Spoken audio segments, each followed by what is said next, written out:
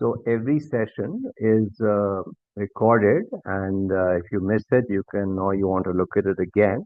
It's available on YouTube. So that's the other thing about what we do. The the purpose, what we're trying to do actually is inculcate the love of reading. Uh, if you ask great leaders today, they will tell you that reading is something which has contributed immensely to their success. Because what reading does is, if you think about it yourself, you read something and you can end up thinking about it, right? So that's one thing. Thinking is important. Reflecting is important. The other thing, what it does for you is it it opens a window to the world, right? How other people are thinking, what's happening in other places, uh, how they reacted to certain situations. So it opens up a different world to you, to which you've not been exposed to, and that also is very, very powerful. Okay, so just getting to the book, what I'm reading is, as Manisha ma'am said, what you're looking for is in the library. It's a book by Michiko Aoyama. Uh, it's based. She's Japanese and it's based in a part of Tokyo. It's got five different stories in it, but they're all based in the same area. At the heart of that area is a community center, which has a library, and all the protagonists, all the key people in the story end up going to the library and having a conversation with the librarian over there, and she always ends up giving them, a book to solve the issues they're going through in life, and she gives them a small gift as well. So Futaba, whom we are reading, sorry, uh, Natsumi, whom we are reading about this time, is uh, is 40 years old. Uh, she's just had a baby. She was about, I think, I forget, I think maybe 2 years old. Yeah, she's 2 years old. She was working in a company called Banyusha, and she was in the publishing department, and she was publishing a magazine called Mila, and she'd done this series with an author, and she loved her work. When she had to go off on maternity leave, and then she had the baby and came back, the company, thinking that it's very difficult for her to manage the baby and her job, moved her to another department, information resources. But Natsumi doesn't like that at all compared to what she was doing earlier. Her heart was in the work that she was doing earlier, but it's not in the her heart is not in what she's doing now. So, and then in Japan, the normal model is everybody works very late at work. She leaves at 5. Her husband, has to work late hours, so she ends up having a lot of pressure in managing her baby, whose name is Futaba. And so she's very frustrated because of her job and about the situation where the full pressure of managing Futaba is on her. So she's been to the library, she's got her book and her gift from Sachiko over there, who's a librarian. And what happened last time was that she was supposed to meet the author, who she had been in touch with in the magazine, because the company wanted her to go for a book release, new book release of hers, and nobody else, the person who taken over the role wasn't able to go, so he just asked her if she could go, and she was really looking forward to it. But daycare called, the daughter wasn't well, and so she couldn't go, and so she's very frustrated because she's really, really looking forward for that event and meeting that author whom she worked very closely with. So let's start from there. Once we were back home, I measured Futaba's temperature again and found it had gone down even more to 36.5. So 36.5, this is Fahrenheit, this is, sorry, this is Celsius scale. And what does it mean in Fahrenheit? Anybody? What does 36.5 mean in Fahrenheit? Right? Anybody?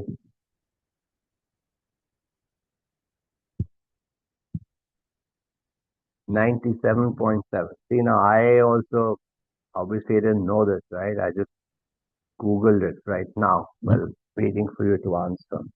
So if you're struggling with words, if you're struggling with something, just, you should just open another tab and get the answer. I find it a very, very amazing way to get information. And I really don't know how we grew up without all this, which you are all very fortunate to have. That evening, I gave her some of her favorite apple yogurt for dessert, and afterwards, she happily lined up her stuffed toys on the table to play with. Hopeful of getting her to bed early, I put her pajamas on at 8. Time for bed now. No, you don't want to get another fever, do you? Look, Bunny is tidying up. No, tidy up. No, no, no. Mummy doesn't want to tidy up either. Dying, I picked up Fataba and her stuffed rabbit to carry them to bed. We lay curled up together on the futon while Futaba prattled away to the rabbit. Futon is a foldable mattress. I had sent Madame Misue an apology from the train. Never mind, these things happen. You never know what will happen next with children. We'll meet another time, came a reply almost immediately. Right? So this line, you never know what will happen next with children. Right?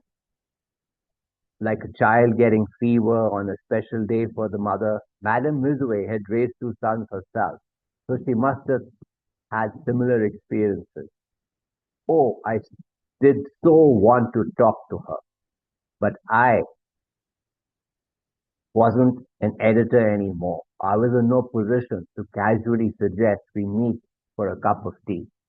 So this line of you don't know what's going to happen with children next. Anybody have any comment on it? What do you think, man? What does it suggest? What does it mean? You don't know what is going to happen next with children. Is it true? Do you think it's true? Is the behavior of children more unpredictable than adults? What do you all think?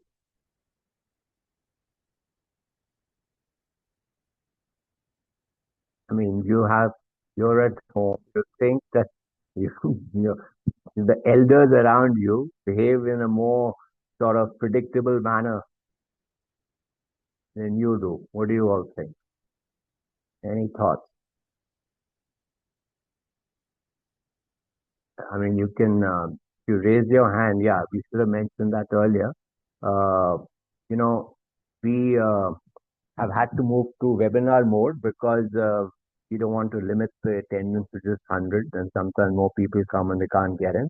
So we move to the webinar mode, and in webinar mode, what happens is that uh, you know you're not automatically able to talk. So you have to just raise your hand, and the Manisha ma'am will unmute you, and then you'll be able to participate. And we do really want you to participate. Okay, so Ishika says it's true because they can get sick unexpectedly, and on some special days they cry rapidly. Okay, so that's Ishika's observation. Anybody else? So the thing is, and that there is a part of the brain called the prefrontal cortex, which drives planning and logical behavior, right, or logical decision making. Let's say, right. Uh, so which decides logic.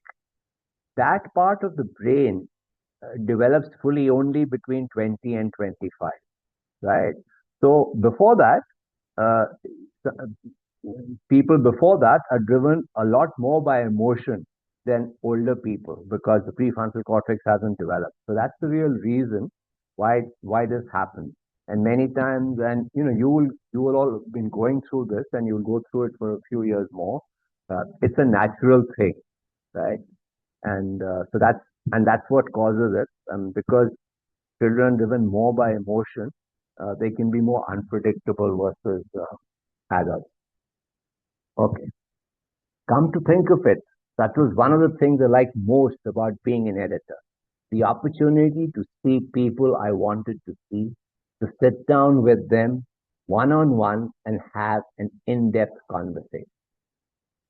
So we've talked about this a bit earlier, uh, what type of person Natsumi was. But what type of person do you think is a person who likes to, sit down and have one-on-one in-depth conversations? What type of person is this person? Is this person an introvert or an extrovert? What do you think?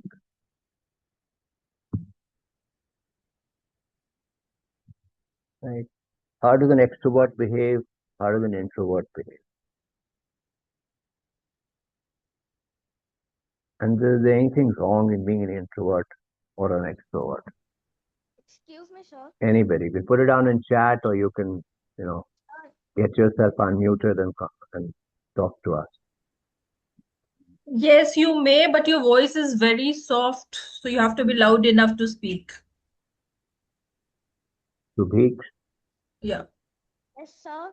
Sir, I think he would be extrovert. you think she will be extrovert because she wants to have in-depth conversations? Yes, Okay. What is the difference between an extrovert and an introvert?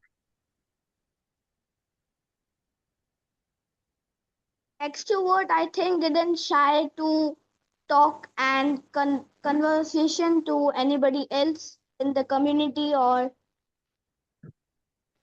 No. So Subhik is actually reverse. Okay. Introvert is the person who's shy and not wanting to interact with too many people, and extrovert is the one who wants to, right? So not and typically an introvert will have a fewer friends and like to have deeper conversations with them. So we saw earlier also, Natsumi was very concerned about what other people think, and she's very conscious of how she's being perceived and things like that. So we concluded many sessions ago when we started the book that this particular chapter, that Natsumi was an introvert. So yeah, so uh, it's the reverse of what you said. Okay. Why do I feel so exhausted? When I was at Mila, I was never like this. It didn't matter how busy I was or how much rushing around I had to do. I was always fine. Now my body felt stiff and cumbersome like clay, and so did my spirit. Okay. So there's another interesting point here. So she's saying that when she was at Mila was the magazine she was, co-editing earlier. Uh, she was very busy. She was running around, but she felt fine. Her body felt fine, and now her body felt stiff and cumbersome like clay, and so did her spirit. So what I mean, can you sort of make any conclusions as to why this is happening? What could be the reason? Have you felt yourself when you're doing something that you really like, you don't get tired? Yes, Lakshit, you are something. It's true because they see. Now after that, I don't know. Carry on, Lakshit. Tell us more. Maybe she's going through mental stress. Yes, she is going through mental stress for sure, and obviously also the after effects of a baby, right? I mean, it can have many things on your body, so that could also be the case. And she is going through mental stress for sure. But if you think about yourself, when you really like doing something, do you get tired? You feel tired, or you just keep carrying on? How does it feel to you?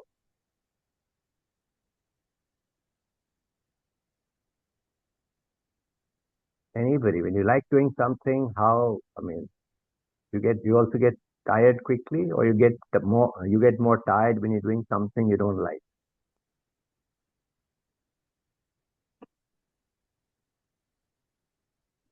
Think.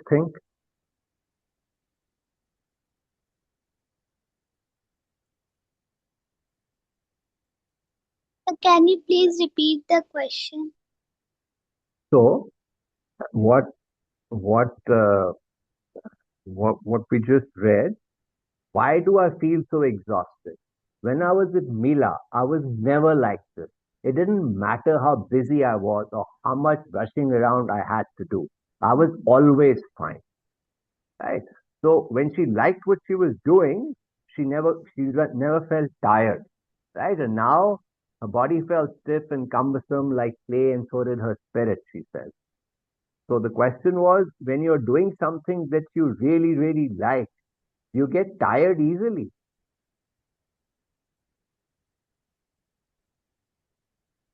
So Ishika says, I get tired when I do something I don't like. Yes, that's what's happening to Natsumi. We get tired when we do something we don't like, right? So now it's a very small, simple thing, right?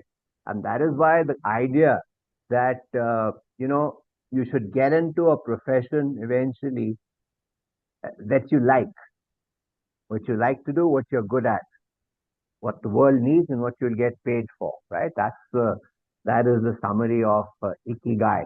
And we had a session in Ikigai ages ago. If you hunt for it on YouTube, I'm sure you'll find it. So yeah, let's carry on. As I lay there with these thoughts churning in my head, the tears began pouring out again. Before I knew it, I was fast asleep. When I opened my eyes, it was 11:30. Yet again, I had fallen asleep while trying to get Futaba down early and was left with not enough time to do all the things I had planned. It was depressing. Ansh, you raise your hand, and Manisha ma'am will unmute you, and then you'll be able to participate. Futaba was sleeping peacefully. I placed my hand on her forehead to check. Her skin was far from feverish, cold if anything. I stroked her hair a little and then stood up. Shuji had still not arrived home. The apartment was untidy. Unwashed dishes were piled in the sink, and washing I'd brought in earlier lay tossed on the sofa. Still on the hangers it had dried on. With a sigh, I set about tidying, starting it with the laundry. I heard the sound of the key in the lock. Shuji, that's her husband. I'm home. You are late. Oh, yeah, I was busy, he said, brushing quickly past me. But he didn't look tired from work to me. I caught a whiff of alcohol, right? So, whiff means a little bit of smell. Right. Have you been drinking? Oh, just a bit. So, you don't need dinner then. Suji winced at the irritation in my voice. What does winced mean? Anybody? What does winced mean? Winced? Winced?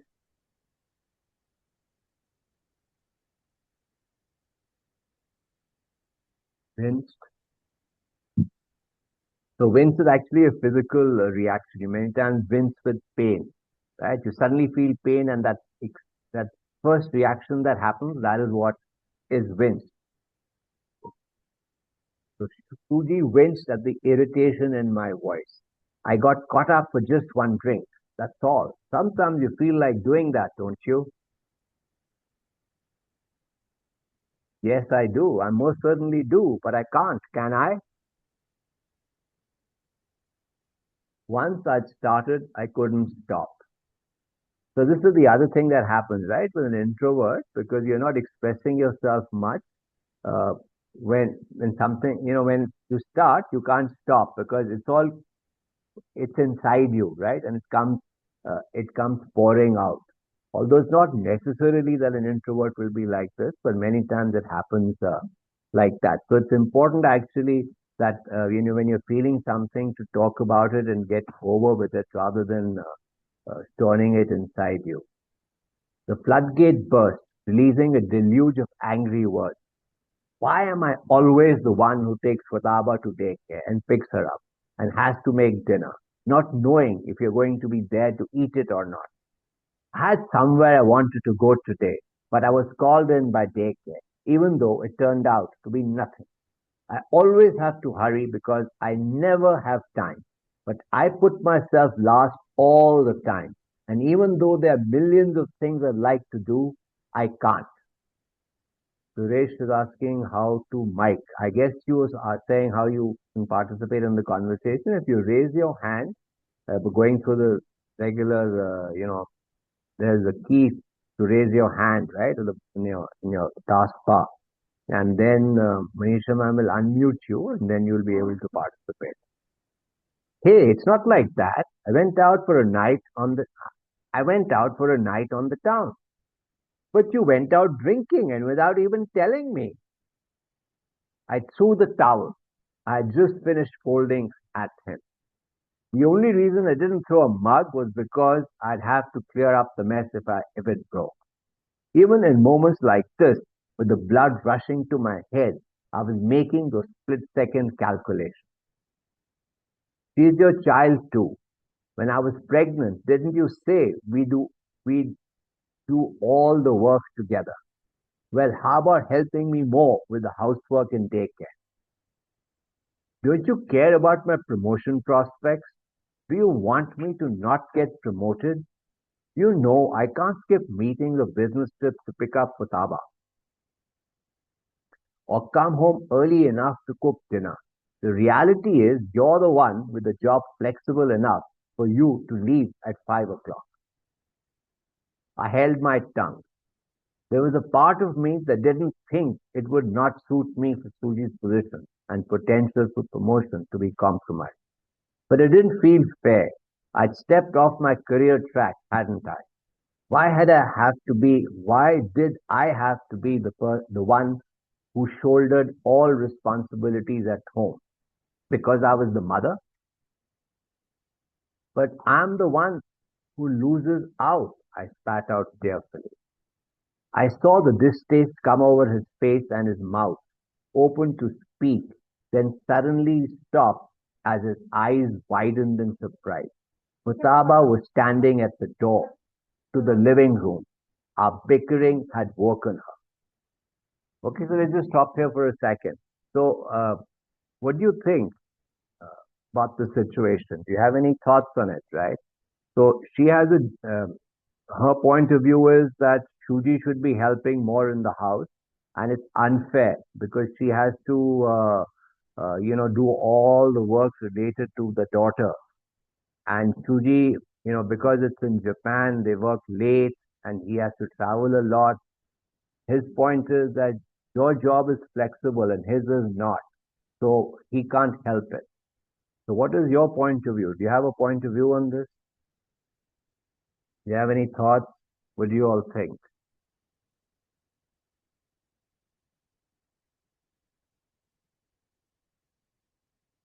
What do you all think? Any thoughts on this? Yes, Ishika. Sir, according to me, that's not a like a proper thing to say because according to my opinion, he's just leaving his like responsibility. She is also working hard enough, and she's taking care of everything about her daughter by compromising her career. Right, right. Anybody else? Any other thoughts?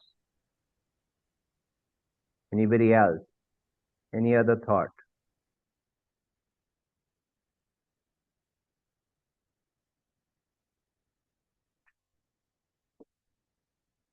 So, Akansha has something to say. Let's see. She is right, as there are many other things that she likes to do, and so Suji should also be there. But for Prataba as she is, his child also, they should share the responsibilities equally. Okay, so let me ask you. We are in Japan, The culture is to work late. He's working for his promotion. The promotion will help the full family. What would you like him to do? Specifically, Ishika and Akansha, what do you think he can do? I mean, go slow in his career. I mean, what could he do? His point is that it's a team effort, right? I'm putting in the work to do this. You have to do this. That's how he's looking at it. Yes, Vaishnavi. Sir, I believe that he should manage time and compromise some of his time because uh, even when he was on the business trip, he drank, which was not one of the tasks that he was supposed to do. And if it is possible to do, then he must do because the his wife is also compromising for their daughter and managing her work in her flexible schedule. Meanwhile, she can do her favorite leisure activities. Right, right. So there's no right or wrong answer here. No, it's a difficult situation, and the Vaishnavi picked up a good point that he was out drinking. Now, maybe somewhere he could make some compromise in his own what he's doing and try and take more care. Yeah, maybe there is merit in that piece of it that he's not even appearing to be trying to do something to help right now, right? So that certainly seems to be a problem. But as I said, there's no right or wrong answer. It's just a difficult situation, and you have to sort of have a dialogue and take it from there. Okay, Pooja, tidy up, she said in a quavering voice. Quavering is shaking. Then she began picking up her stuffed toys to carry them over to the toy box. The sight of her face on the verge of tears tore at my heart. She may not have understood our words exactly, but she knew that we were arguing because of her. Maybe she was thinking that by being a good girl, we would stop. I grabbed her from behind in a big hug. I'm sorry, Fataba, my precious daughter, so sorry. But I was thinking, talking about losing out. What was I thinking, talking about losing out? She is the child I had longed for. How could I even think of blaming her for my life not going to plan? The next day, I received a phone call at work on the internal line. It was Madame Misue. Madame Misue is the author she was looking to meet the earlier day, calling me from reception. I knew immediately why she'd done this. Phoning me on the company line rather than my smartphone would make it easier for me to leave my desk. Going down to the lobby, I found her wearing a kimono and beaming genially at me. Do you all know what a kimono is? Anybody know what a kimono is? The traditional dress of Japan. Yeah, absolutely. And for women, do men wear it? I don't think so. Yeah, women. Okay. And genially it means like in a very nice and welcoming manner. Oh, I had wanted to see her so much, but at the unexpected sight of her, all of a sudden I came undone and tears rolled down my face. She was unruffled. Unruffled, she was calm. She didn't sort of react to that. Placing one hand gently on my shoulder, she murmured, when does your break start? We can have lunch together if you'd like. With a smile, she mentioned the name of an informal bistro near the office. She would wait. Madame Misue was visiting the Banusha office for meeting with Kizawa. Kizawa is the lady who's doing the job that Natsumi was doing earlier. Apparently, the pink plane tree was going to be made into a film. I was bitter at the thought of Kizawa handling the project. The novel I had worked so hard on with Madame Misue to bring it to fruition. Fruition is seeing the completion. As she raised a spoonful of omelette rice to her mouth, Madame Misue said, "Did you realize, Miss Sakitani, that it was a teeny bit stressful for me writing the installments for this novel?"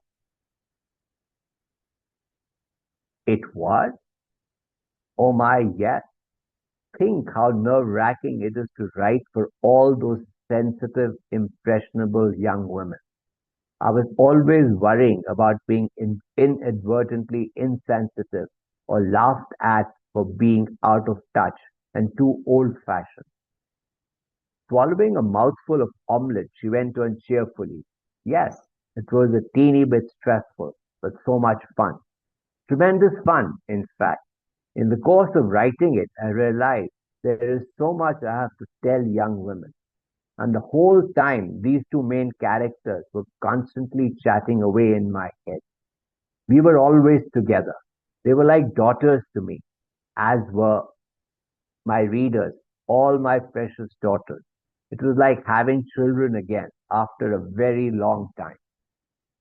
Mizue crinkled her eyes up in a smile. It was all thanks to you, Miss Sakitani. You were there for the birth of my book and we raised it together. You were midwife, nurse, mother, and father for me and for the novel. At this, the tears poured down. I was afraid I would never be able to see you again, I said, covering my face with both hands, because I am not an editor. The surge of emotion that I had so far managed to keep in check broke through the dam. I am so jealous of Kizawa working on Mila, and I can't help thinking that my life is out of control because of my daughter. But I hate myself for even thinking it. Madame Misue put down her spoon. Ah, Miss Sakitani, so you are on the merry-go-round too, she said gently. The merry-go-round? With a chuckle, she smiled at. It's a very common condition, she said, with apparent relish. Singles are envious of those who are married, and married couples envy those with children. But people with children are envious of singles. It's an endless merry-go-round. Isn't that funny? That, that each person should be chasing the tail of the person in front of him when no one is coming first or last. In other words, when it comes to happiness, nothing is better or worse. There is no definitive state. So, what Madam Misway talked about in this merry-go-round, there is a terminology for it. Does that come to anybody's mind? Right? What she's saying, how the singles are envious of the married are envious of the singles. And does a phrase come to mind? Anybody's mind? What is it? What is it? We use it quite a lot, right? Can you think of that phrase?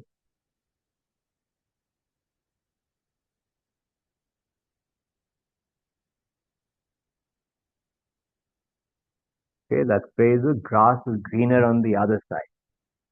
Yes, thank you, Vandana. Yes,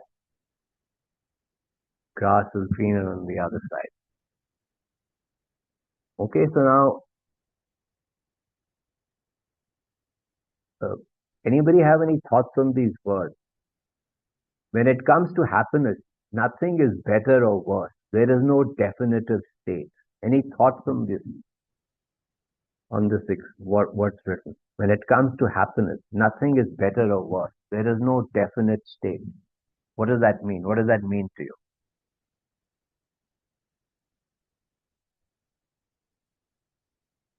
What are your thoughts?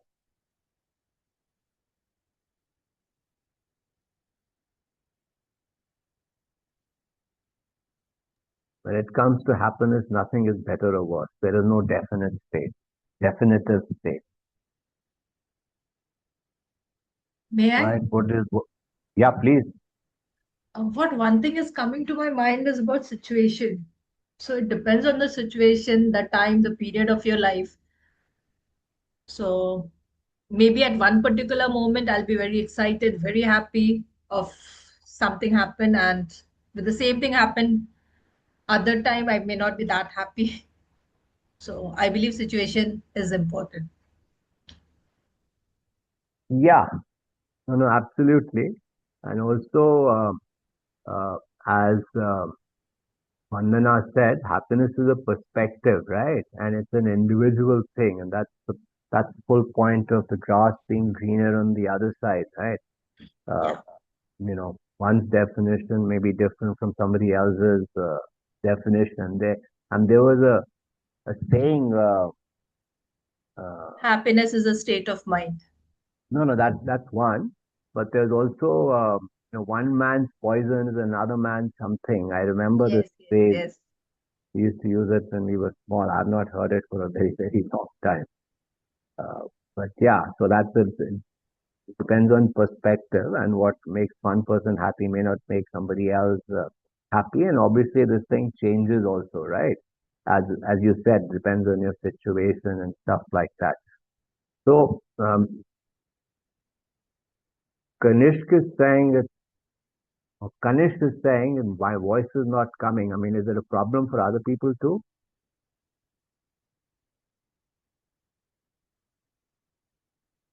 No, Others sir, can hear. you are audible. Okay. Ishika says happiness can't be defined. It's something that makes us feel like ourselves, depends on different people. Many people are saying no. So you can't hear me?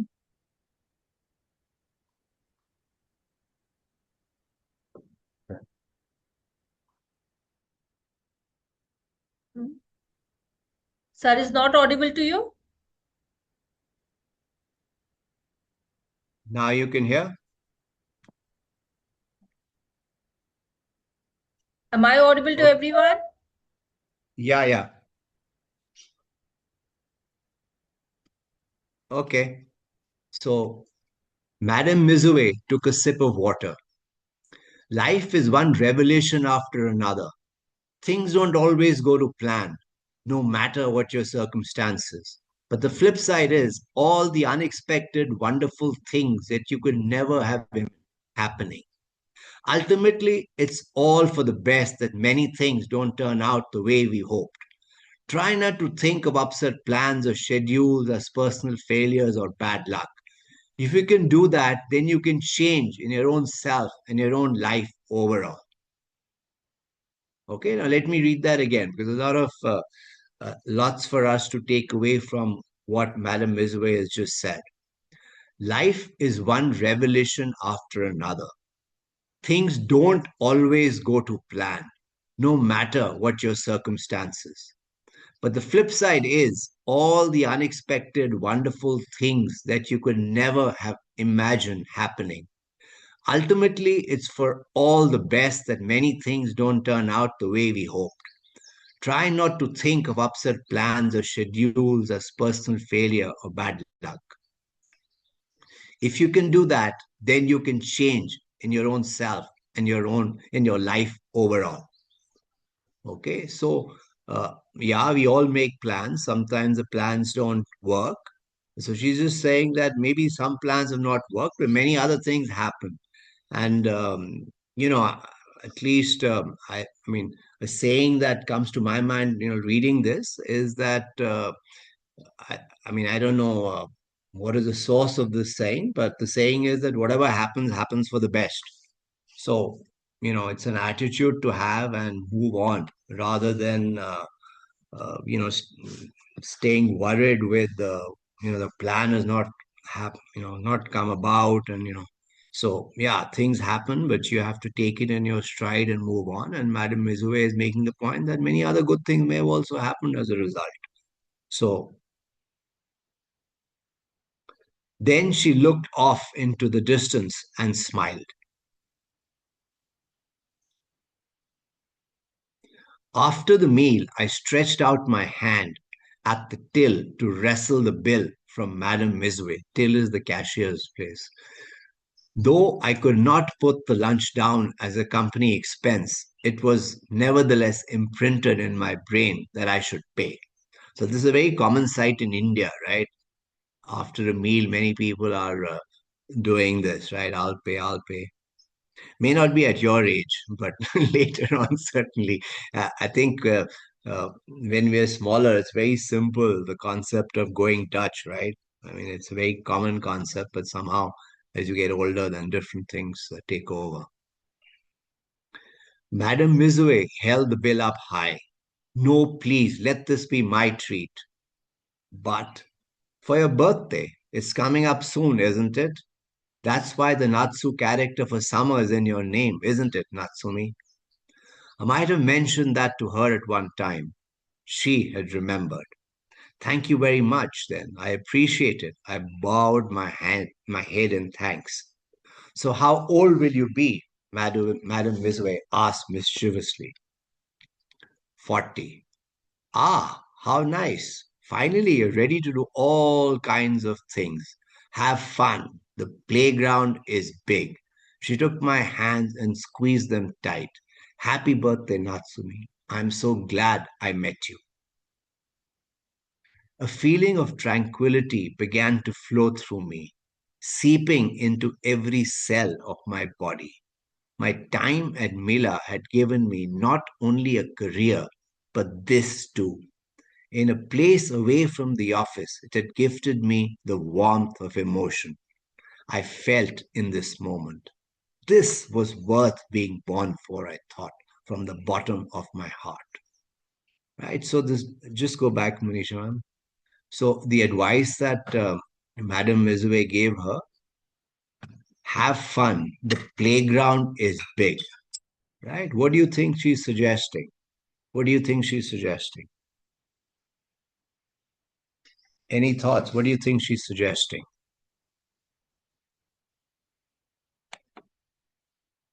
Any thoughts? What do you think There are a she's... lot of things to explore. Sorry, say that again. There are a lot of Sir, things. What did you say? there are Yeah, a lot of things to explore. exactly. Right. The playground is big. What is the meaning of warmth? Must be warmth. Warmth. Who will explain the meaning of warmth? The expression here is warmth of emotion. Right. What is warmth of emotion? So, will somebody explain it? Who will explain it? Warmth. Question is being asked. What is warmth?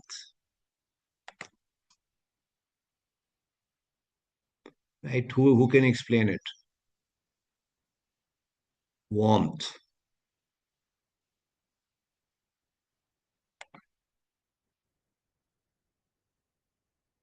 So, Huma, when you feel happy, I mean, do you feel anything else? When you feel really happy, when you feel, let's say you feel love of your mother, that's what the author is referring to, the warmth of emotion, right? Warmth, of course, as you know, means in terms of hot and cold, right? Towards the hot side, right? So, one sec. Live life to its fullest without any regrets. Yeah, yes, Manisha, ma'am. Life is long enough to enjoy it. Yes. Feel good with the care being given. Yes, that's what warmth is about. Meaning of squeezed. Feeling of heat and comfort. Yeah. Meaning of squeezed. Okay, how will you explain squeeze to somebody? You press something really hard, like you squeeze a lemon to take out the juice, right? That's what squeezing is. Okay. Next page, Manisha, ma'am. That night, Futaba went straight to sleep. Unusually for her, Shuji was still not home. So I covered up his dinner and settled myself on the sofa with the door to the moon. Before long, I reached a chapter with the rather striking title of The Two Eyes of the Heart. I brought my face closer to the page and read on. The heart has two eyes to perceive that which is not visible to the eye. One is the sun eye which sheds a bright light on our understanding of things from a rational and logical perspective. The other is the moon eye, which perceives things through instinct or emotion in our imagination or dreams, such as seeing ghosts in the dark or entertaining a secret love. Both eyes exist in our hearts.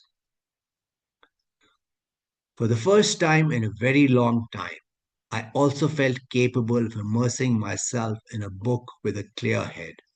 I continued to read, becoming deeply engrossed by what lay under the beautiful blue cover.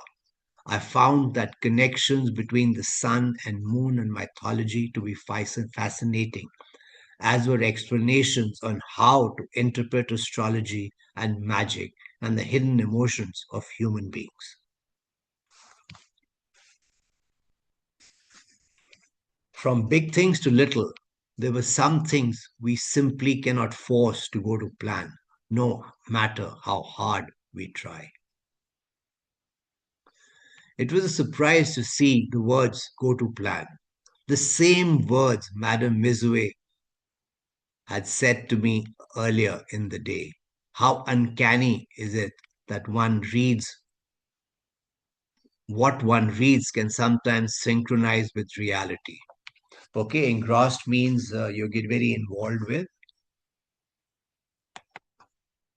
Meaning of capable. Capable means when you have the ability to do something that makes you that is capable, right?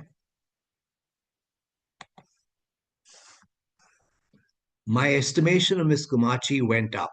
I wondered why. Miss Kumachi is the librarian.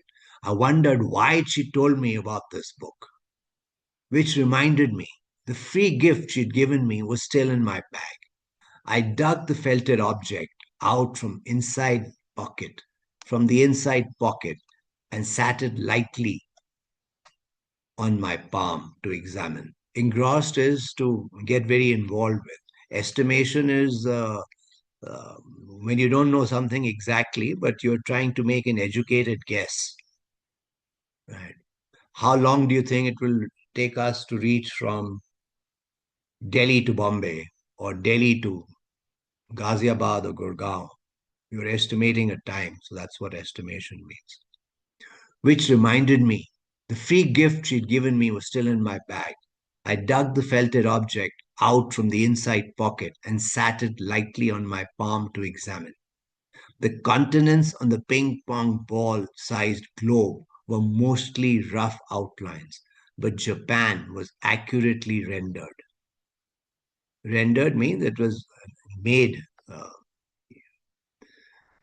Perhaps the fine, detailed handiwork that had gone into making it was a sign of love of the country. Synchronizes when you make things move in the same manner, right? If you think of uh, a gymnast synchronizes their movements, right? The clock, the seconds, if you see the clock, the movement is synchronized with time, right?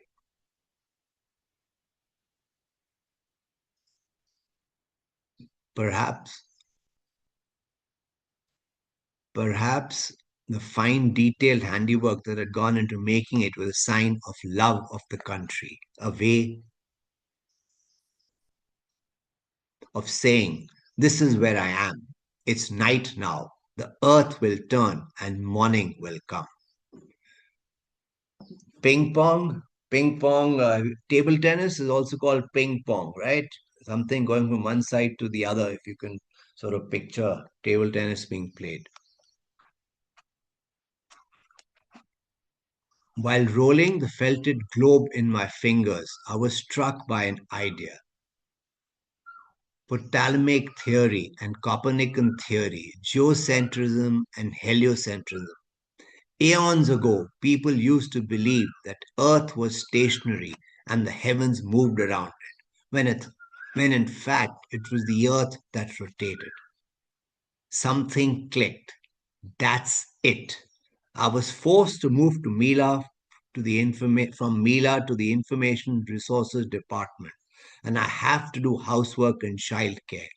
And if I put myself at the center of everything, does that mean I always see myself as a victim?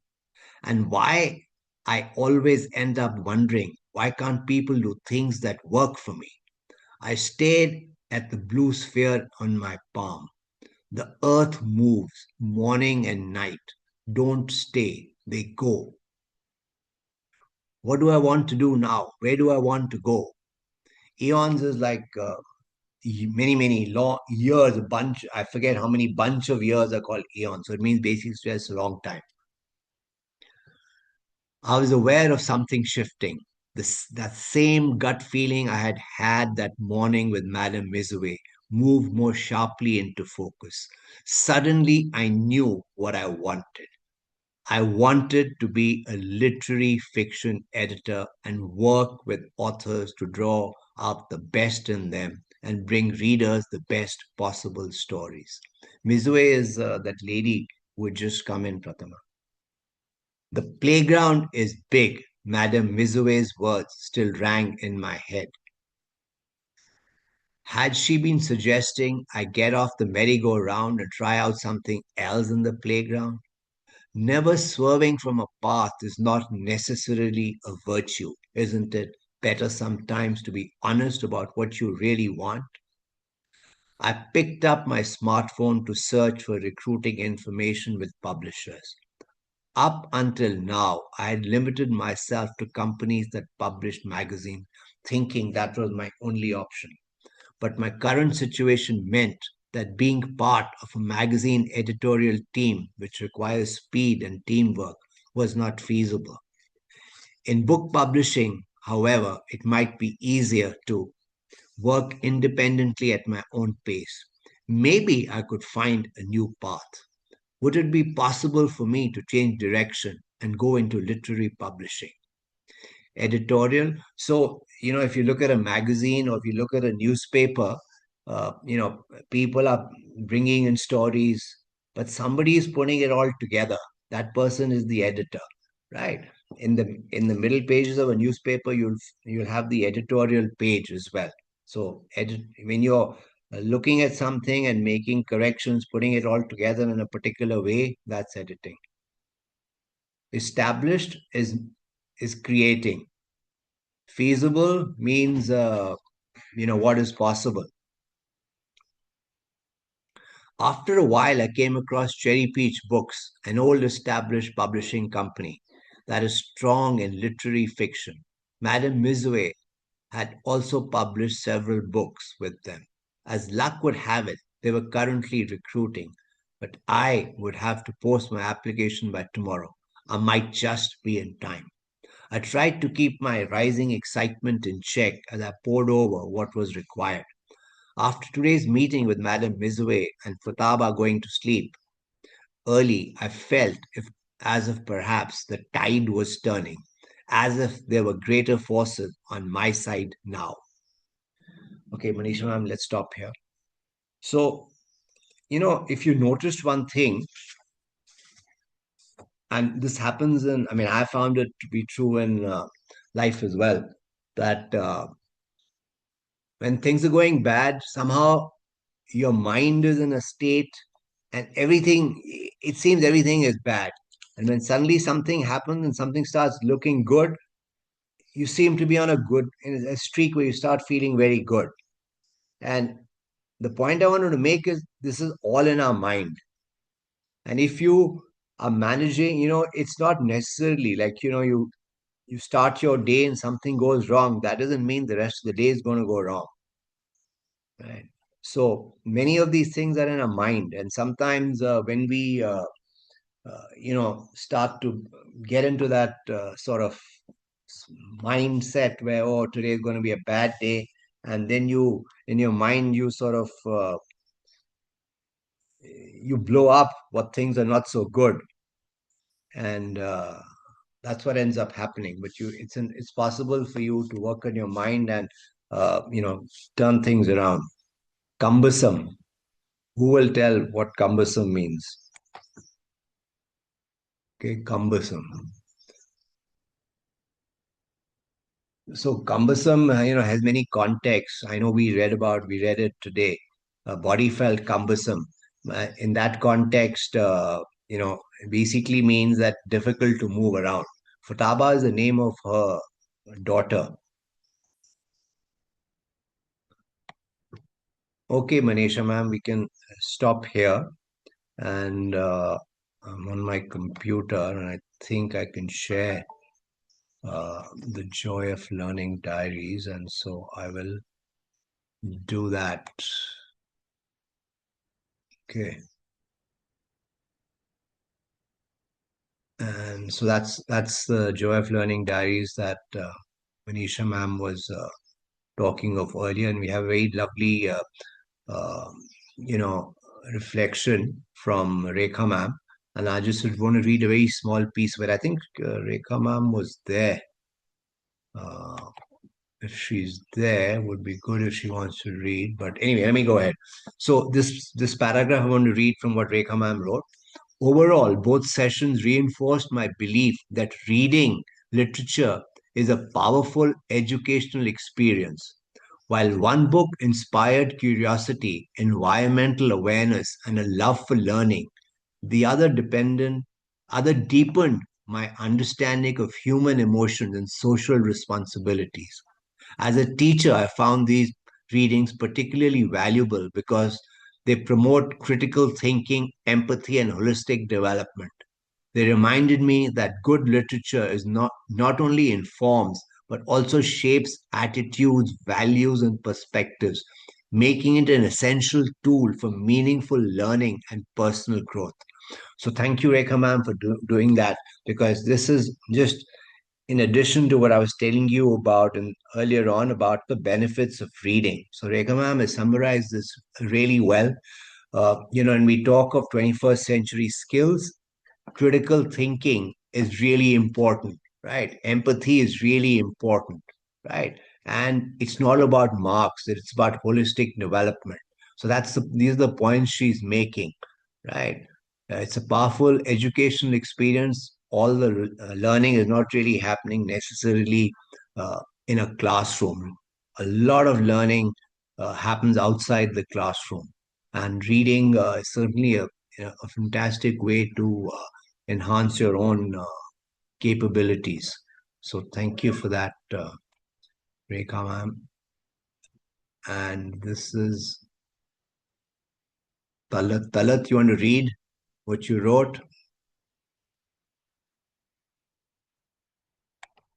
Talat. I think Talat wants to say something. She is unmuted. Yeah, am I audible? Yes. So today's session began with the Good School Alliance anthem, followed by the brief review of reflections from previous sessions. Session by Brinda ma'am. In the first session, we explored the book My Family and Other Animals. Brinda ma'am read that book beautifully, explained unfamiliar words, and clarified our doubts. One of the most exciting parts was when Roger tried to catch an owl, but the owl attacked him. Frightened, Roger shook the bird off and hid under the table, refusing to come out until Ulysses was safely back in his basket. The story was very adventurous, engaging, and enjoyable. Session by Jugjiv Sir. Jugjiv Sir's session was both informative and enjoyable. He first introduced My Good School Alliance platform to the new students. He then continued reading from his book What Are You Looking For is in the library. Sir discussed the previous chapters before moving ahead with the story, making it easy for everyone to connect with the narrative. The session was very interactive and interesting. Session by Manisha ma'am. In this session, we discussed Surang, a chapter written by Ruskin Bond. Manisha ma'am explained that story resolves around a boy who observes a tunnel and appreciates the beauty of the surrounding nature. Her explanation helped us understand the deeper connection between the character and his surroundings. This session was insightful and enriching. At the end of the session, ma'am shared some valuable thoughts on reflections and learning. Thank you. Thank you, Talat. Thank you, Talat, John. I would request you to let me know what inspired you for the artwork you have done. So your artwork I have also pasted. So can you please let us know about that? Ma'am, I have just done this artwork, the worldly art, because I have not tried this before. That's why I want to try this, so I make. So what inspired you to do this? That you have not done it before, or there was some other reason also? Ma'am, I have also seen my sister drawing it, so I love that drawing. That's why I made it. Oh wow, that's good. Very nice. Yeah. Very nice. The last session she told me that she's doing something about the artwork, so I requested her to send it to me so that I can also publish the same. So yes, it is here now. Right. So, Ishika, I believe Ishika, Ishika is here. Ishika, are you there?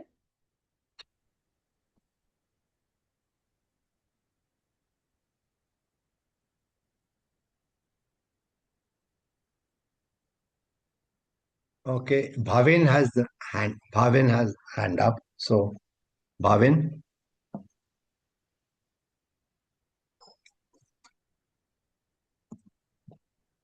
Bhavin, do you have a question? You want to say something? Just unmute yourself.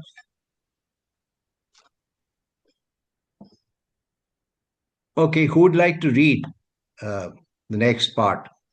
What Ishika has written. Anybody would like to read? Jyotsna raised her hand. Let me see. Hmm. Yes, Jyotsna, you're allowed to talk. Ma'am, which paragraph? This one after Talat. Today is my Today, good. today's my good school session was very interesting and informative. Brenda ma'am's read and excerpt from my family and other animals by Gerald Durrell. In the story, Gerald found a tiny owlet that was the size of a teacup at first. Owlet remained distant and did not show much affection. Gerald dog tired to befriend it and gradually the owlet also became attached to Gerald. It would go out hunting hunting at night and returned shortly afterward, showing its growing trust in him. During the session, we learned many new and challenging words that helped improve our vocabulary.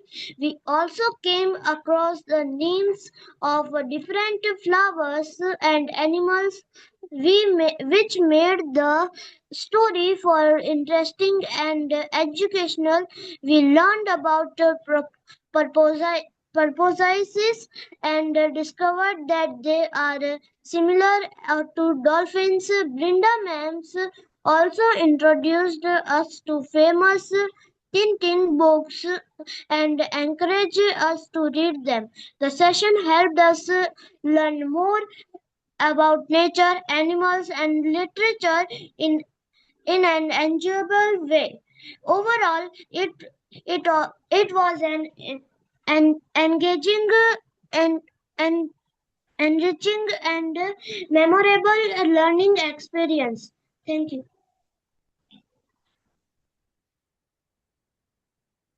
Ishika.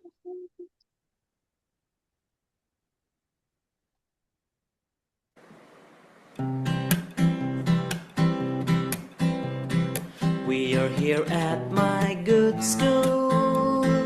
Things here are so cool. To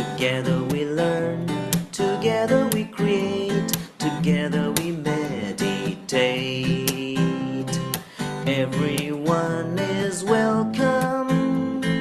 Teachers here are awesome. We learn good values, we learn many skills. We soar above the hills. Let's shout it out, hey, let's all be proud, hey, hats off to my good school. Just what we need, hey, for us to succeed, hey, are all here in my good school.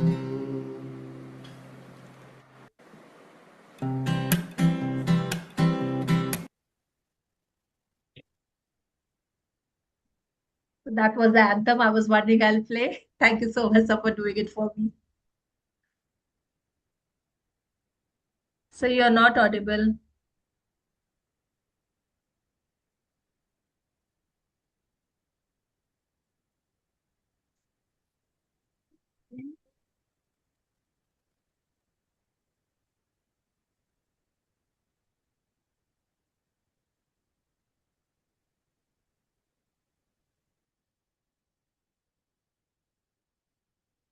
Are you saying something?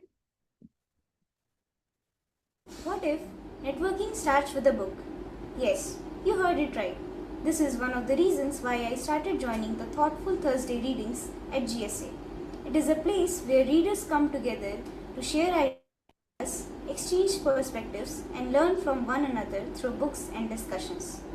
Right now, we are reading Every Last Girl by Safina Hussain, a book that highlights the importance of girls' education and the efforts made to create better opportunities for them. What I enjoy the most is that there is no pressure to be an expert reader. You can just simply join, listen to the reading, reflect, and share your thoughts if you like to. The session is open, free to all, and accessible from every corner of the world. So, if you are also a book lover, like meaningful conversation, or want to interact with people through a common interest, give Thoughtful Thursdays a try. Your next connection might just begin with a book.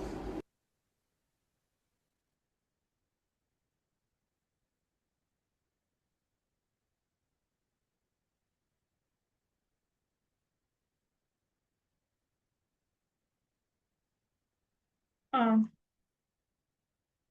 Akansha, do you want to read your write-up? Your reflection? Akansha Rai? Yes, ma'am. Yeah, please go ahead.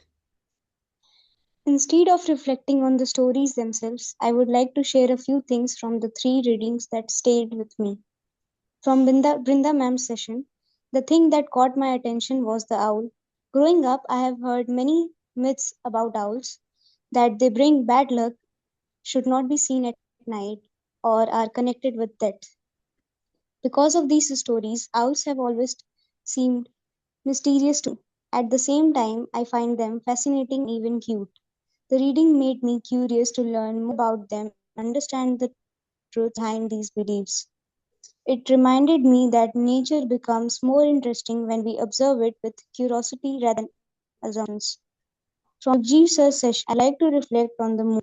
Since childhood, I have loved looking at it and feeling as if it were following me wherever I went.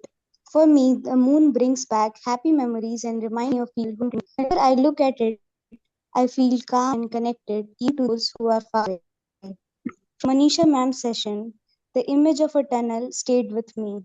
It reminded me of the movie Train to Busan and made me think about how tunnels often represent mystery and uncertainty. Yet they also remind us that after every dark passage, there is light ahead. These three simple things, an owl, the moon, and a tunnel, made the readings memorable for me because they connected the stories with my own experience and thoughts.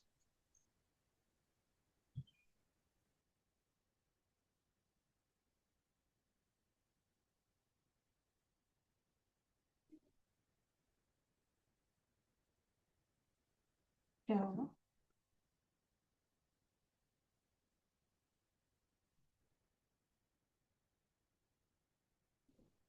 So are you saying something? You're not audible.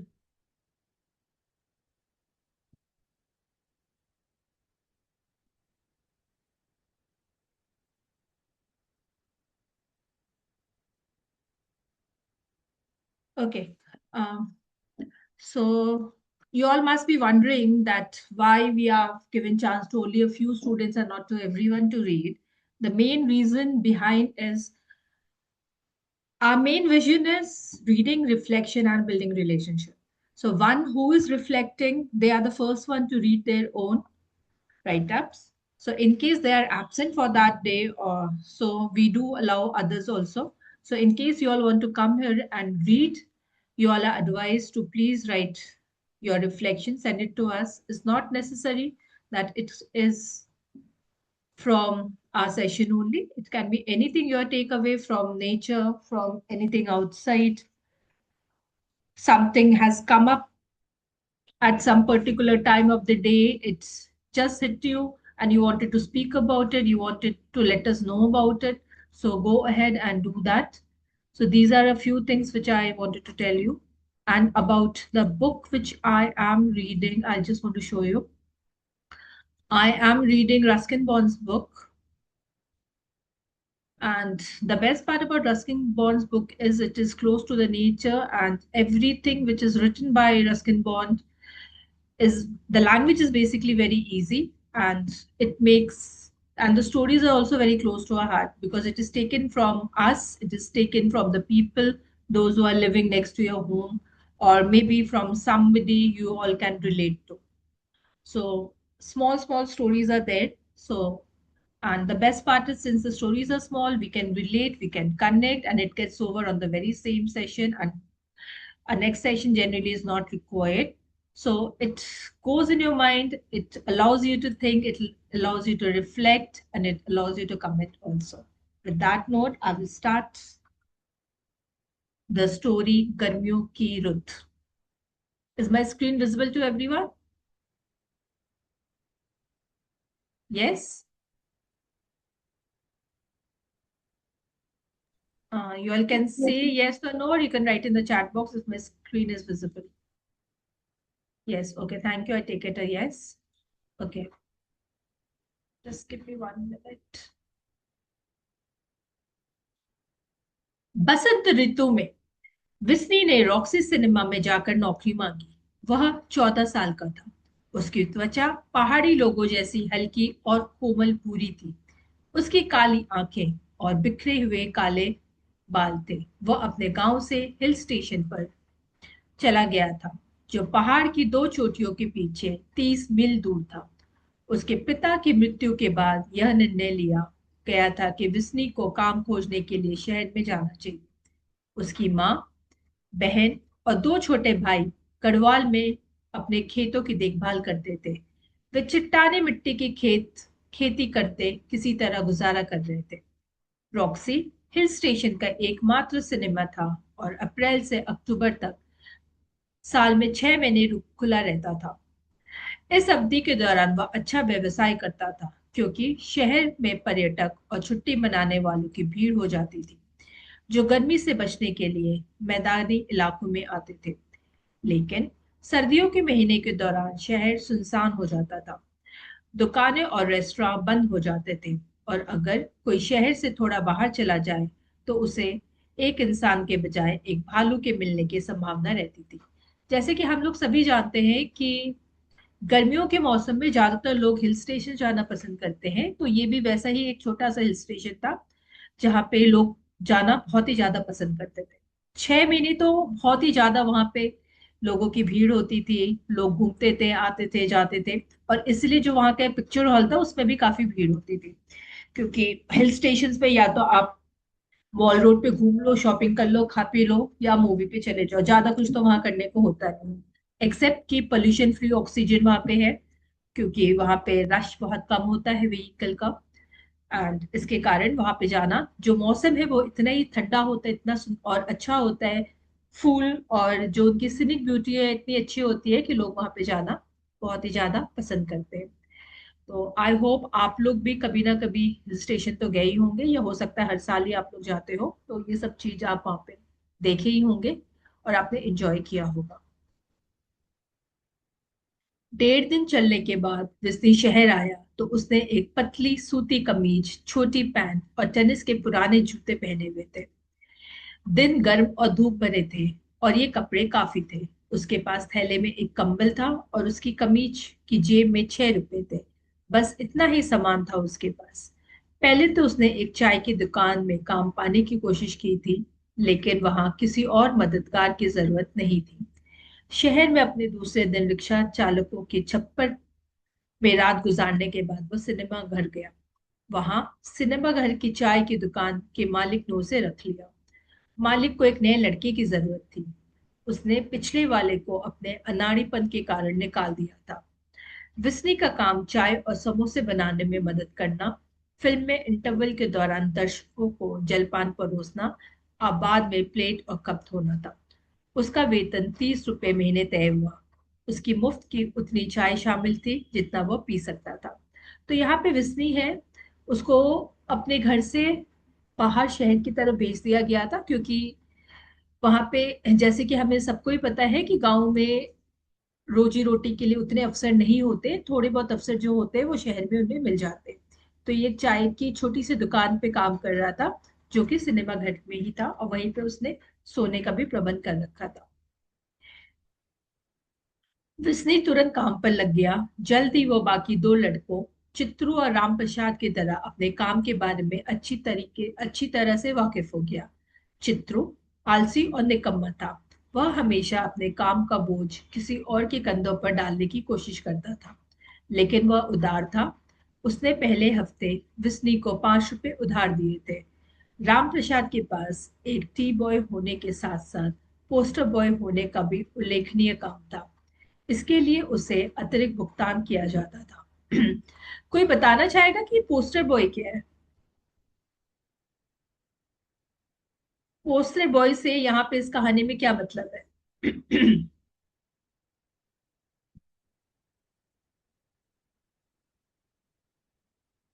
आप chat में भी लिख सकते हैं अगर आप बताना नहीं चाह रहे।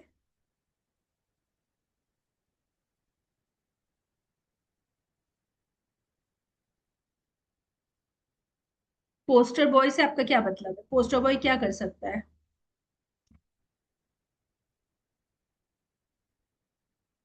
नहीं। अच्छा, जब आप लोग हिल स्टेशन पे घूमने जाते हैं तो वहां पे आपको सबसे अच्छी चीज क्या लगी थी?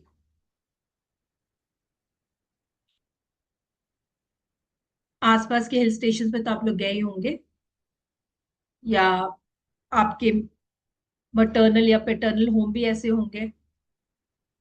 A man who stick the posters on the wall, very good. Poster बनाने वाला, वेरी गुड।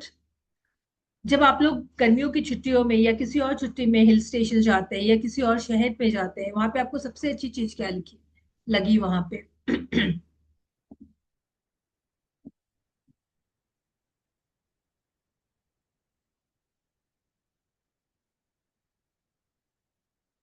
कुछ लगा आपको घूमने आप जब जाते हैं तब?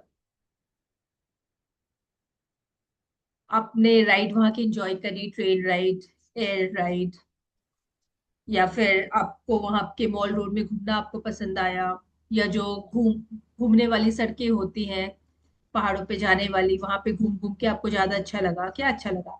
वहां का वेदर अच्छा लगा? और क्या अच्छा लगा वेदर के अलावा? हिल्स अच्छे लगे? सिनिक ब्यूटी अच्छी लगी? मॉन्यूमेंट्स अच्छे लगे? Very good. माउंटेन्स, पहाड़ अच्छे लगे? रोड अच्छे लगे? सड़क किनारे बहुत से लोग भी आपने देखा होगा बैठते हैं, जहाँ पे वो या तो फ्लूट से कोई गाना या कोई बहुत सुंदर सी गाने को वो बजा रहे होते हैं, या उनकी आवाज इतनी अच्छी होती है कि वो गाना गा रहे होते हैं सड़क के किनारे। सुना है किसी ने ऐसा कभी?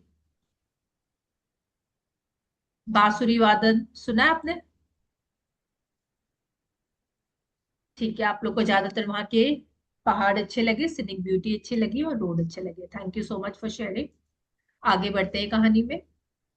दोपहर 3 बजे तक सिनेमा घर बंद होने के कारण राम प्रसाद या तो शहर के चारों ओर पड़े पोस्टर बोर्ड को धकेलते हुए ले जाने लगा रहता था, या सुविधाजनक दीवारों पर पोस्टर चिपकाने में। यह दीवारों को गिरने से रोकता है, वह कहता था। यह काम उसके माफिक था, क्योंकि वह जहां चाहे जा सकता था, दोस्तों से मिल सकता था, और धूम्रपान, गपशप या हल्के भोजन के लिए रेस्टोरेंट में रुक सकता था।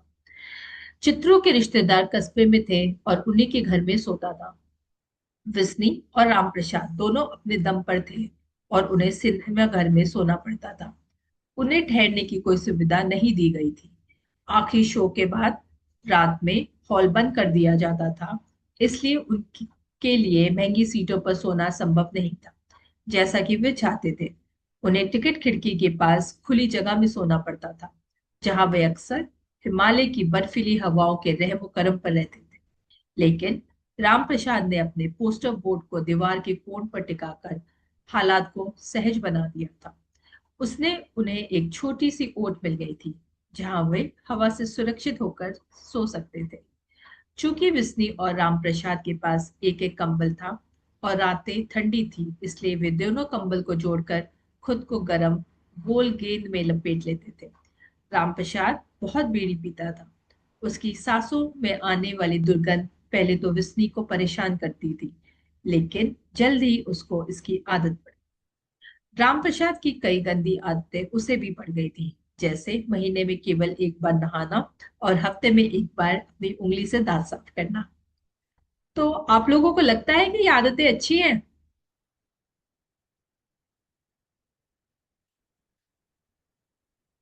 महीने में एक बार नहाना, ऐसा क्यों है कि वो लोग खाली महीने में एक ही बार नहाते हैं? टाइम नहीं मिलता उनको या कोई और रीजन हो सकता है? आदत तो बहुत ही गंदी है। लेकिन रीजन क्या है महीने में एक बार नहाने का? इतना ज्यादा बिजी थे वो पिक्चर हॉल में, मूवी हॉल में काम करने में?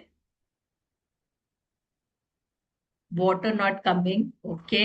विंटर थी, बहुत ठंड लगती होगी। Money, okay. Not good for body, ठीक है। ओके, तो ज्यादातर बच्चों ने लिखा है कि पानी की कमी के कारण पानी हो सकता है हिल स्टेशन में आता नहीं हो। और दूसरा रीजन उन्होंने लिखा है कि ठंड बहुत ज्यादा है, इसके कारण वो नहाना नहीं पसंद करते। हाँ, हो। यस, वेरी गुड, दोनों ही आंसर्स काफी अप्रोप्रिएट है। कई बार पानी की कमी हो भी जाती है हिल स्टेशन में, क्योंकि पर्यटक बहुत ज्यादा होते हैं। इसके कारण डिमांड एंड सप्लाई की बात है, तो डिमांड ज्यादा रहती है, सप्लाई कम होती है, इसके कारण एंड पानी ठंडा भी बहुत होता है। ठंड में ठंडे पानी से नहाना कई बार सुविधाजनक नहीं होता। एंड जिन लोगों के पास एक बेड भी नहीं है, जो सड़क के किनारे सो रहे हैं अपना, वो पानी को भी कैसे गर्म करेंगी? तो ये अगेन उनके लिए काफी ही परेशानी वाली बात होती है। जब सोने की जगह नहीं है तो वॉशरूम भी नहीं होगा, और उन्हें खुले में ही नहाना होगा, तो एक तो ठंडा पानी फिर खुले में नहाना नेचुरली उनके लिए बहुत ही ज्यादा परेशानी की बात थी। हर सुबह विस्मी नीम की एक टहनी से अपना दांत साफ करता था और सार्वजनिक नल पर अच्छी तरह साबुन लगाकर नहाता था। सार्वजनिक नल इज आपका कॉमन प्लेस, एक खुला, एक ज्यादातर आप लोगों ने देखा होगा सड़क के किनारे एक नल होता है, तो वहां पे उसे सार्वजनिक नल कहते हैं, यानी कि कोई भी उसे इस्तेमाल कर सकता है, ये प्राइवेट नहीं है, पब्लिक है। तो वहां पे ही वो नहाता था और बाकी काम भी उधर ही करता होगा। राम प्रसाद विस्नी के शरीर की ताजगी से खुश था और उसे नहाते हुए देखने का आनंद लेता था। कभी कभी वो अपने दोस्त के शरीर पर सरसों के तेल की मालिश करने की कृपा भी करता था, लेकिन वह अपने शरीर को लेकर बहुत बेहद ही उदासीन था। शायद उस पर जमी गंदगी उसे ठंडी रातों में गर्म रखती थी। कम से कम अपनी फुहरता की वह यही सफाई देता था। विस्नी इन सबके बावजूद रामप्रसाद को उसके अच्छे हास्य, निस्वार्थ स्वभाव और उसकी थोड़ी सी लापरवाही के लिए पसंद किए बिना नहीं रह सका, जिसने उसे अनाकर्षक तरीके से आकर्षक बना दिया था। तो ये दोनों के बीच दोस्ती सिर्फ इसलिए थी कि चूंकि वो बहुत ज्यादा लेजी था, नहाना भी पसंद नहीं करता था और पर्सनल हाइजीन भी नहीं थी, बट कहीं ना कहीं वो इस तरीके से अपनी चीजों को आगे बढ़ाता था, किसी तरीके से, जैसे कि वो बहुत ही ज्यादा हास्यास्पद हो गई। तो इसलिए, एंड चूंकि उनकी फैमिली भी वहां पे नहीं थी, एक दूसरे में ही वो अपनी फैमिली को ढूंढते हैं, फ्रेंड्स को ढूंढते हैं, और इसके कारण दोनों को एक दूसरे का साथ बहुत ही अच्छा लग रहा था। नई फिल्म शुक्रवार को शुरू होती थी और सप्ताह के अंत में टिकटों के लिए संघर्ष करते हुए सिनेमा घर में भारी भीड़ जमा हो जाती थी। टिकटों की काफी कालाबाजारी होती थी क्योंकि पहले आने वाले लोग लगभग 2 दर्जन टिकट खरीदते थे, फिर उन्हें उन लोगों को ऊंचे दाम पर बेचते थे जिन्हें टिकट नहीं मिलता था। इससे भीड़ के बाकी लोग नाराज होकर चिल्लाना और धक्का देना और एक दूसरे के ऊपर चढ़ना शुरू कर देते थे। कभी कभी बहुत अफरा तफरी मच जाती थी। पहले के जमाने में ये होता था 90s में 2000 में कि टिकट्स ब्लैक होती थी। अब तो ऑनलाइन का जमाना है तो ब्लैक तो वैसे नहीं होती है। आपको टिकट्स या तो टिकट विंडो पे या फिर ऑनलाइन प्लेटफॉर्म पे आपको मिल जाती है, बट पहले बहुत ही ब्लैक होती थी टिकट। 40-50 रुपीज की टिकट 150-200 तक वो सेल होती थी। एंड चूंकि ज्यादा रेट पे सेल होती है तो उसे ब्लैक बोला जाता है। ओरिजिनल रेट से ज्यादा जब आप सेल करते हो तो वो काला बाजारी या ब्लैक उसको बोलते हैं। अफरा तफरी मच गई। अगर एक अकेला पुलिसकर्मी उन्हें काबू में करने की कोशिश करता तो वो खुद को आपसे आपस में भिड़ जाते लोगों के नीचे गिरा हुआ पा सकता था। जब विस्नी ने पहली बार ऐसा होते हुए देखा तो वह घबरा गया, लेकिन रामप्रसाद ने उसे आश्वासन दिया कि यह हर सप्ताह के अंत में नियमित रूप से होता है और यहाँ काम करने वाले लड़कों से उसकी कोई दुश्मनी नहीं है। लेकिन जब विस्नी हॉल में चाय लेकर जाता तो कुछ लोग महज सस्ती सीटों वाले ही नहीं असभ्य और अप्रिय व्यवहार करते। जब विस्नी ने एक झगड़ालू कॉलेज छात्र के जूते पर चाय गिरा दी तो उसने उसकी पिंडली पर जोर से लात मारी। उसने चाय की दुकान वाले से शिकायत की, लेकिन उसके मालिक ने कहा, ग्राहक ही हमेशा सही होता है, तुम्हें समय रहते रास्ते से हट जाना चाहिए था। जैसे जैसे वह जीवन और अपने काम की गति का अभ्यस्त होने लगा, विस्नी ने खुद को हॉल में आए दर्शकों से दिलचस्पी लेते हुए पाया। उसे सस्ती सीटों पर बैठने वालों से डर लगता था, जिनकी भाषा अक्सर अक्खड़ और गाली गलौज वाली होती थी। वह बालकनी में बैठे लोगों से डरता और शर्माता था और खासतौर पर उन्हें चित्रों पर छोड़ देता था। लेकिन वह बीच के लोगों के साथ काफी खुशी महसूस करता था, जो न तो बहुत कच्चे थे और न ही बहुत परिष्कृत थे। हालांकि उनकी अपनी खासियतें जरूर थी। मिसाल के तौर पर सूप की छन्नी जैसे मूंछों वाले शख्स बहुत सज्जन थे, लेकिन तस्तरी से चाय पीती थी। जब वे चाय पीते थे तो उनके होठों पर एक सक्शन पंप के सिद्धांत पर काम करते थे और तस्तरी में कुछ देर हिलने के बाद चाय कुछ ही सेकंड में गायब हो जाती थी। विस्नी अक्सर सोचता था, क्या उस सज्जन के ऊपरी होठ के जंगलों में कुछ छुपा हुआ है, कुछ ऐसा जो अचानक निकलकर उस पर गिर जाएगा। लड़कों को कुछ ग्राहकों की विलक्षणताओं के बारे में किस्सों का आदान प्रदान करने में बहुत आनंद आता था। विस्नी ने ऐसी चमकीली रंग बिरंगी औरतें पहले कभी नहीं देखी थी। अपने गांव की लड़कियां स्वस्थ और सुंदर थी, लेकिन उनके शरीर से गर्मियों के मौसम के लिए मैदानी इलाकों से आई महिलाओं की तरह न तो रहस्यमय गंध आती थी और न ही वह उनकी तरह बातें करती थी।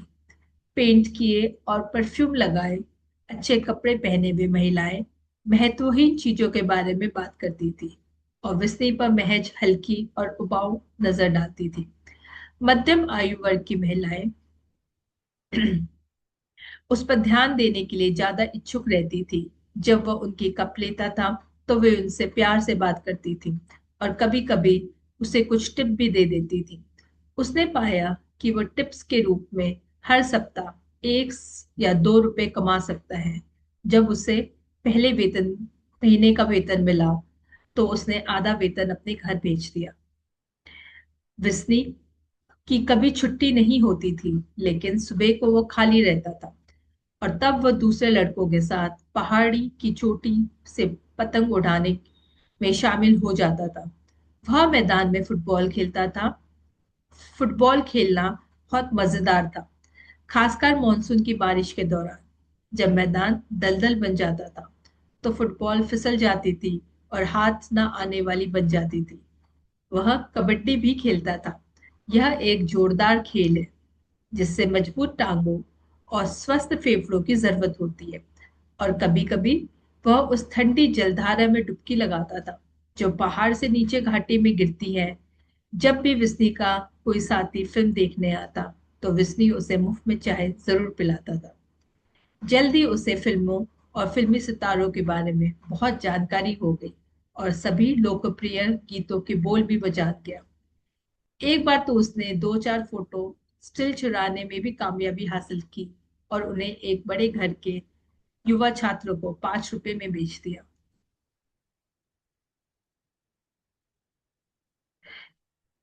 इसलिए पूरी गर्मियों के दौरान जीवन कमोबेश इसी तरह चलता रहा। चूंकि रात को शो करीब 12 बजे खत्म होता था, इसलिए बिस्नी सुबह देर से उठता। वह राम प्रसाद के साथ खाना खाता। अपना खाना वे खुद बनाते थे और खर्चा आपस में बांट लेते थे। यह पूरे दिन में उनकी एकमात्र बड़ी खुराक होती थी। फिल्म चलने के बाद वे कई बार स्नैक्स और चाय ले लेते। सिनेमा पूरी गर्मियों में बहुत अच्छा चला, लेकिन जब मॉनसून की बारिश शुरू हुई तो शहर खाली होने लगा। कई दिनों तक शहर में घना कोहरा छाया रहा और बारिश बीत गई और कोहरा छट गया तो शरद ऋतु की हवा चीड़ के पेड़ से फुसफुसाती हुई आई। विस्नी को नींद नहीं आ रही थी क्योंकि ठंड कंबलों से होकर उसकी हड्डियों में घुस गई थी। सितंबर के अंत में रॉक्सी के मैनेजर ने सभी को 1 सप्ताह का नोटिस दिया और 1 सप्ताह का वेतन देकर घोषणा की कि सिनेमा सर्दियों के महीने के लिए बंद हो रहा है। रामप्रसाद ने कहा, मैं काम की तलाश में मैदानी इलाकों में जा रहा हूँ।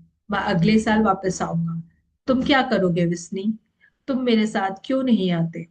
मैदानी इलाकों में काम ढूंढना आसान है। मैं घर जा रहा हूँ, विस्नी ने कहा। मुझे नहीं पता कि मैं अगले सीजन में वापस आऊंगा या नहीं। मेरे पास अपनी जमीन है। मुझे लगता है कि अपनी जमीन पर काम करना बेहतर है, भले ही वो ज्यादा मुश्किल हो। मुझे कस्बे पसंद है, रामप्रसाद ने कहा। मुझे दुकानें, लोग और बहुत सारा शोर पसंद है। मैं फिर कभी अपने गांव नहीं जाऊंगा, वहां पैसे नहीं कमा सकते। रामप्रसाद ने अपने सामान का एक बंडल बनाया और पहाड़ी के तल पर रेलवे टर्मिनस के लिए पैदल निकल पड़ा।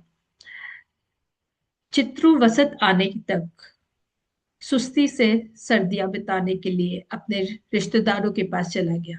विस्नी ने अपना कंबल ओढ़ लिया और बचाए हुए पैसों से उनके लिए एक जोड़ी चप्पल खरीद ली।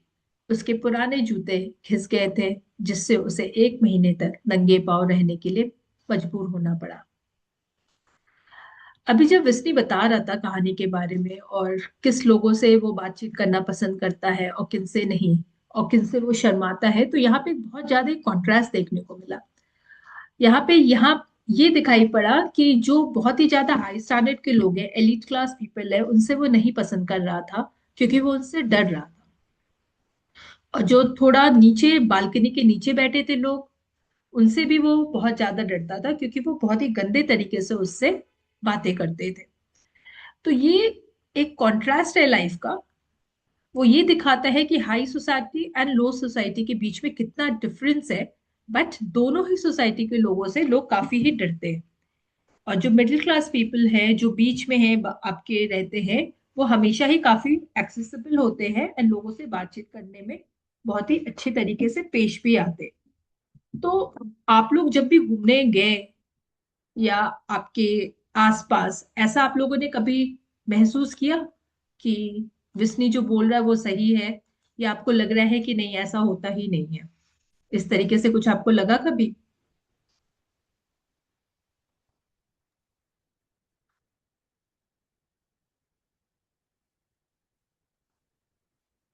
कोई बताना चाहेगा इसके बारे में? मीनाक्षी मैम, आपकी क्या ओपिनियन है इस पे?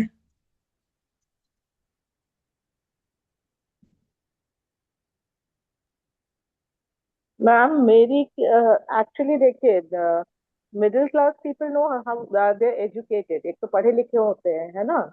तो वो तो किसी से कुछ पढ़े लिखे होने के चलते उनका लैंग्वेज डिफाइंड रहता है, ठीक है। तो एंड क्योंकि वो बहुत रिच नहीं होते हैं, एक्सेसिबल इसलिए भी लगते हैं कि उनको देखकर लोगों को लगता है कि हाँ उन तक हम पहुंच सकते हैं, उन जैसे तो हम बन सकते हैं। On the other hand, even the so-called richer people find it easier to, communicate with the middle class because they are educated. and they do understand their lifestyle as well. So that is the basic thing.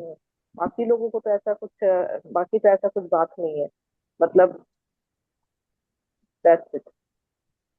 तो हाँ जी, आप मैं इससे सहमत हूँ। कोई फर्क नहीं होता है, it's just depends on your own. आपकी थिंकिंग क्या है, आपको मतलब उसको प्री कंसीव नोशन था एक्चुअली उसके दिमाग में, बिकॉज वो कुछ लोग अलग तरीके से बात कर रहे थे, तो उसको मतलब एक्सपीरियंस नहीं था, और उसको मतलब मेंटल थिंग है कनेक्ट मेरे हिसाब से। कोई मतलब वो है नहीं, और वो उनको जैसे कुछ लोगों के बात करने का तरीका उसको मतलब थोड़ा अग्रेसिव लगा, तो आई थिंक ये मतलब बेसिकली लैंग्वेज अपनी नहीं समझ ओन, पाते, हाँ लैंग्वेज उनका अपनी नहीं समझ ओन पाते। वो है। सो और उसके अपने परसेप्शन के कारण, और वो कनेक्ट नहीं कर पा रहा था, उनके साथ काफी कंफर्टेबल नहीं हो पा रहा था, तो इस तरीके से उसने अपनी राय बना ली थी।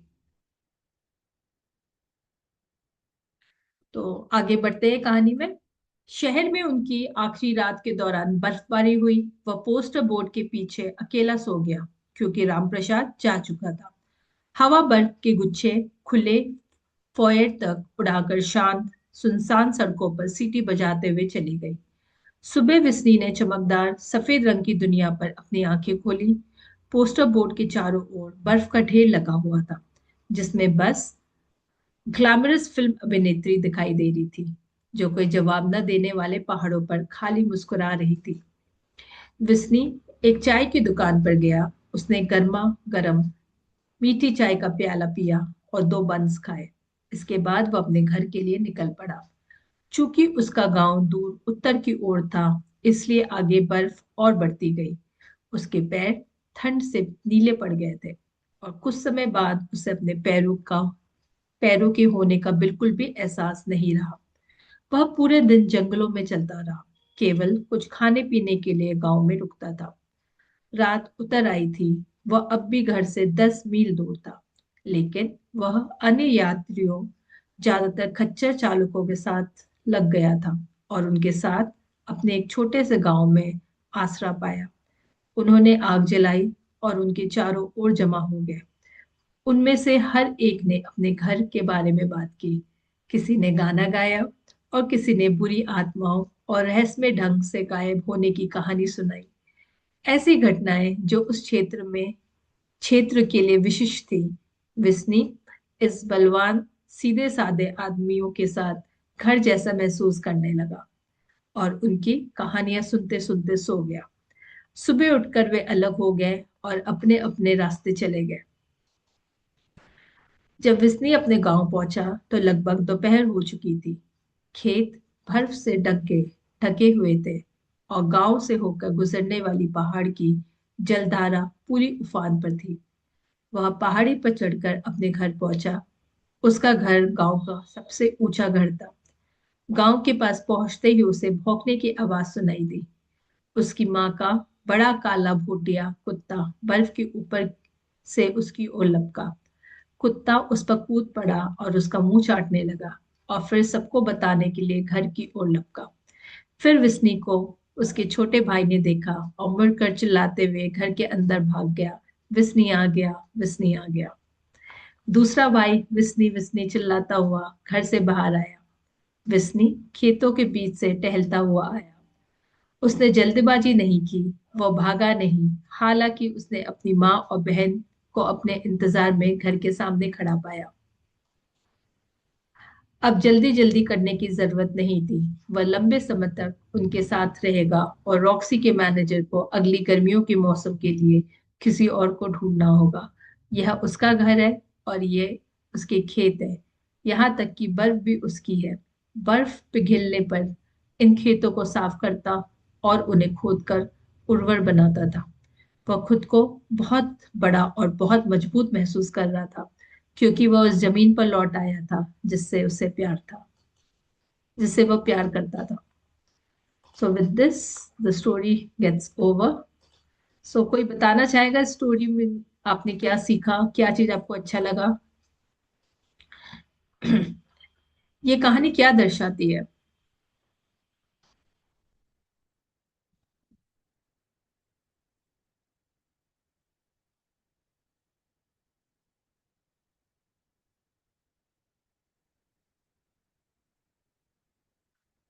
गर्मियों की रुत कहानी का नाम था। तो क्या सीखा हमने इस कहानी से?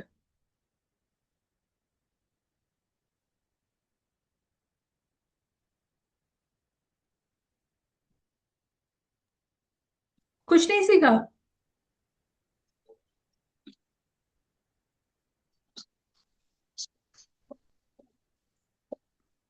कि लोग दुनिया कैसे देख रहे हैं। Who is Roxy? तो कौन बताएगा रॉक्सी कौन था?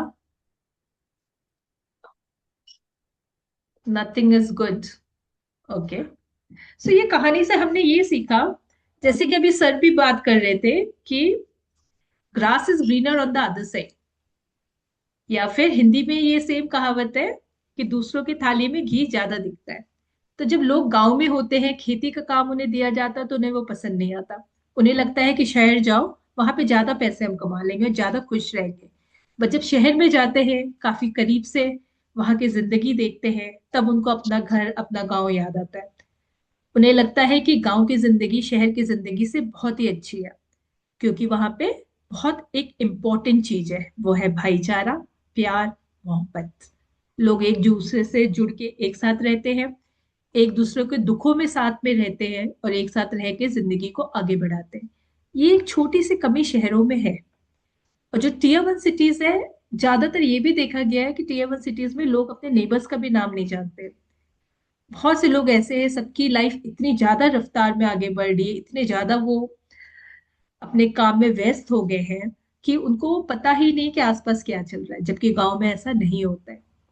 गांव में अगर बच्चा होता है तो पूरे गांव के लोग मिलकर उस बच्चे को पालते हैं, बच्चा बड़ा हो जाता है।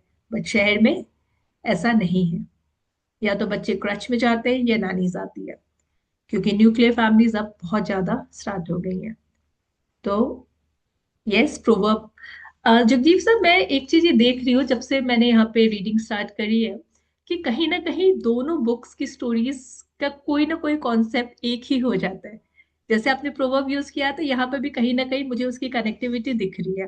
The grass is greener on the other side. तो यस, सबसे बिल्कुल, आई इम्पोर्टेंट डोंट नो ये चीज कैसे है। होता है, पता नहीं होता समय कैसे है, पर हो जाता है। समय हो ही जाता है, कुछ ना कुछ तो कॉमन कनेक्ट हो ही जाती है।